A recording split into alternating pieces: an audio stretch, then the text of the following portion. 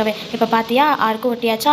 இதை ஃபுல்லாக அரேஞ்ச் பண்ணுறது தான் நெக்ஸ்ட்டு. 2 ஸ்பாஞ்சுக்கு மட்டும் இந்த மாதிரி 4 சைட்ஸும் ஷீட் ஒட்டிக்கணும். இப்போ மீதி 4 இருக்குல்ல, அந்த 4ஐயும் எடுத்துக்கலாம். சரியா? பார்க்கவே ஏதோ பேக்கெட் மாதிரி அழகாக இருக்குதுல்ல. இப்போ இந்த 4ஐயும் வந்து அரேஞ்ச் பண்ணிடலாம். ஆண்டி ரொம்பவே அழகாக இருக்குது, பார்க்கவே ஏதோ பேக்கெட் மாதிரி, ஏதோ சாக்லேட் மாதிரி இருக்குது, மில்க் சாக்லேட் மாதிரி.